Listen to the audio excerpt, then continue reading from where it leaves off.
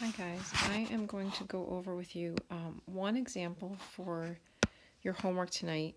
It's the last little topic in solving literal equations.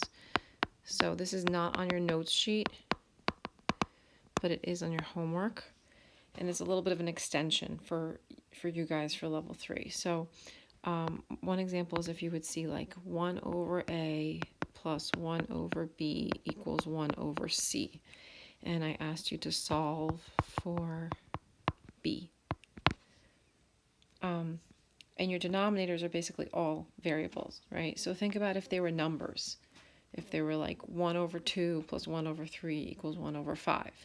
You would be looking for the LCM of your denominators. Well, if you have all variables, your LCM is going to be just the product of the three denominators. Your LCM is going to be ABC, right? Because that's the only thing that all three would then divide into.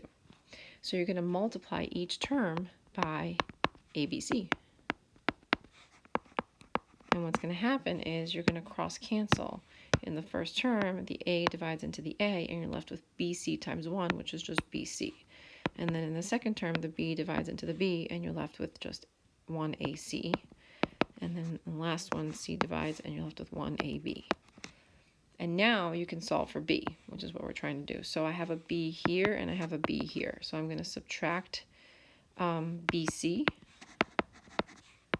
And that'll give me AC equals AB minus BC. Remember, if the variable you're trying to isolate is in two unlike terms, as it is here, you have to then factor out that variable. So I'm going to factor out the B and figure out B times what would be AB, which would be A, and B times what would be BC, negative C. And now I can just divide by A minus C on both sides.